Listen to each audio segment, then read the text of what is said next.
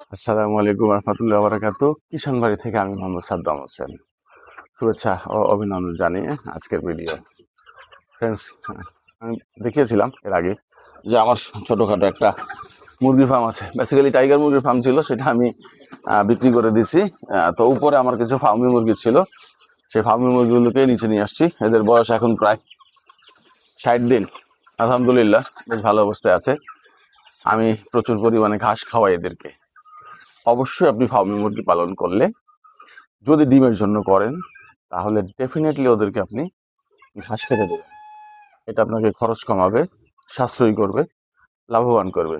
ঘাস দেবেন, আমি কুড়ো, ভুসি, হ্যাঁ, সাথে সামান্য কিছু ফিড, এটসেট্রা খাবারটা খাওয়াতেই বেশি পছন্দ করি, এবং ওরা কিন্তু প্রচণ্ড পরিমাণে ঘাস খায় এবং খুব পছন্দ করে ঘাস। সো ঘাস দেবেন। এখানে আমার 100-র মতো মুরগি আছে।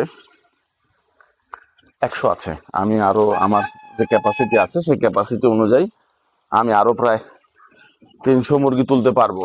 আমার উপরে এবং নিচে মিলিয়ে প্রায় 150-400 ক্যাপাসিটি। তো ইনশাল্লাহ দোয়া করবেন, আমি আরও 400 মুরগি তুলবো। রিসেন্ট বলতে আগামীকালকেই আমার মুরগি আসবে আরও ছোট বাচ্চা। ওগুলি আর কি ছোট থেকেই চাচ্ছি বড়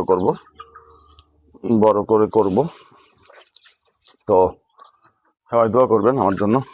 আমি আসলে সব কিছু নিয়েই একটু একটু করে শুরু করতেছি।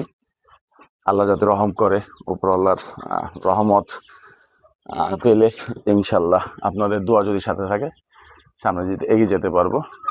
আজকের মতো এই পর্যন্তই। আসসালামু আলাইকুম রহমতুল্লাহ।